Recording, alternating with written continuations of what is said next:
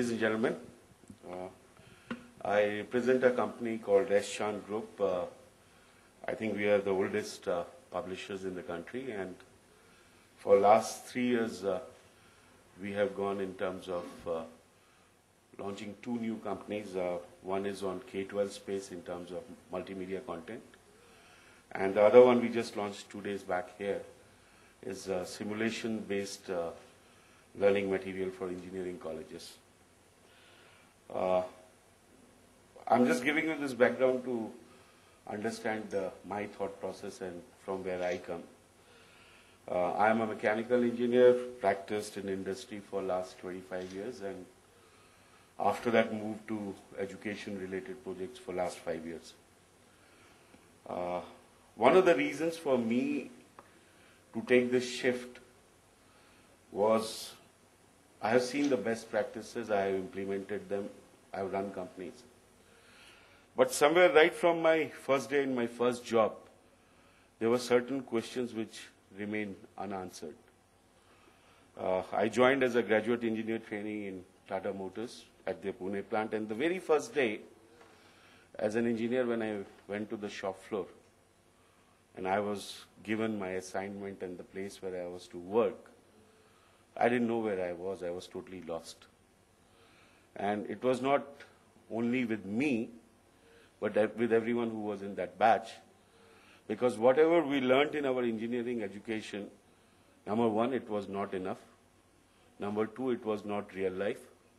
And number three, we were never taught any kind of application. And then, over the years, by experience, by talking to people, you learn it. Second thing, in my refrigeration and air conditioning class in engineering college, when we were told how a refrigerator and air conditioner work, that was never clear in my mind.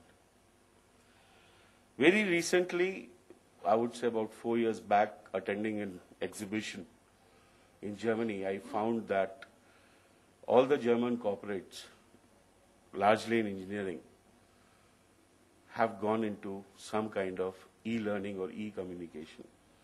And it was not because of any choice given to them. It was basically because of the circumstances, because anytime you come out with a new model of any product, you need to communicate it to the field, you need to reach your service staff, and seeing that the cost of training people was so high that they had to come out with the solutions which could be either sent in a CD form and later on through internet. And everything was kind of exposed to the students, to the service people. Now, if we look at ICT, I feel that ICT in a way is a misnomer because we communicate with various educators, we talk to them. And the moment you talk about ICT, the first basic hurdle is that you are talking about computers. A person is scared of computers. I would not say it is 100% true as of now, but still I have gone to various engineering colleges in Hyderabad. And when I talk about ICT, there is a first barrier that there is a computer. Then you talk about communication. The second barrier is, okay, everything is fine, but the bandwidth, the internet connectivity, all these are major issues. Then you talk about technology, then people are confused because you are asking them to do additional work. If we look at an educator, and I think we have a lot of esteemed educators present, I think for an educator, information was always a source of their livelihood because they had information always available to them. If you look in terms of communication, yes, they were always communicating. And if you look in terms of technology, they have always used technology in various forms. So what I feel is that today, first of all, there is so much available from various companies. In terms of hardware, you would have devices of every kind. If you look in terms of softwares, if you look in terms of learning management systems, everything is available there. But the biggest challenge today is that ICT, which was supposed to be I would say, giving that relief to an educator, giving that, I would say, kind of a solution to an educator to not to do repetitive work, that is not gone. So today, if you look at ICT, it is being taken as an additional work and additional load. Now let me look at it, say, from a very different perspective, because I'm not going to tell you what I sell and what I do. What I'm saying is that if you walk down these stalls here, you would find a lot of people coming out with interactive hardware. And what does that interactive hardware do for you? It's basically something which I would say any institution would like to have, that you have an interactive whiteboard or you have a plain simple whiteboard and an interactive device, put onto a computer, you go and give your lecture, and at the end of that day, you capture your lecture and store it on your computer. So next time, next class, next year when you go, you have a lecture which you did last year. Only thing what you need to do is to add updated information on that. So you don't need to go and start with the same method that, okay, I am going to teach this, number one. Coming down to softwares. Softwares are available in various forms. People who have developed content. Software is also available in forms where people can sit down and make their own kind of learning plans and learning lessons, and the same can be updated. So this is something which I feel what is needed right now is more of a commitment. The other thing which is very important is that when we talk about learning management systems, when we talk about assessments, when we talk about evaluations, today somehow the way we try to communicate it to an educator, we again give him an impression that it is going to increase your book. So I very strongly feel that ICT, which can enable teachers, which can enable professors, which can enable educators, as on today has a barrier for 2 or 3 main reasons. Number one, that it is not taken as an enabler.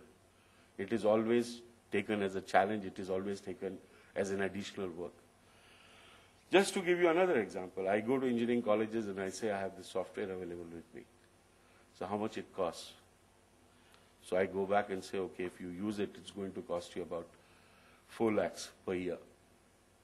Immediately, it's too expensive. What are you talking about? The content is very, very expensive. Now, if you look at 2,000 hours of content available to you, 24/7, 365 days, in terms of a repository which you can use in your own way, it is basically adding one more faculty to your college. Yesterday's newspaper comes out very clearly that 90,000 engineering students sat for their first year engineering examination in Andhra, and 10% of them passed. And the reasons given for that, very clearly, look, our entrance exams were wrong. Anyone can go for engineering education as of today. Students are not given proper education. But I personally feel that today, when an engineering college goes and says that you come to me, you join me, and the first thing what you would get is a laptop, I would say at the same time it is a responsibility of educators or the policymakers also to equip their educators with a laptop, a training, and a learning management system. So, to be very honest in this whole regard, my submission is that all the educators here know exactly what is available to them. But only thing is that they have to find out on their own which is the most suitable medium, what is the most suitable hardware, and how does it enable them, how does it take out the repetitive work out of their daily lives, and how do they update themselves on a daily basis. That is very important. Just coming up to the stall, I asked my team members, I said, how many planets in the world? And there were multiple answers. Now suppose I am going to go tomorrow to give my lecture to somebody. It is my responsibility in today's world where information is instant, at least to go and click and see that how many planets are there in the world. 90% of the schools, the teachers even today say that there are 9 planets in the world. So what I'm saying is that with the help of technology, information is available to you instantly. Secondly, with the help of technology, you have to choose what hardware you need to choose. And technology can strengthen your life only once there is a willingness for that. Thank you very much.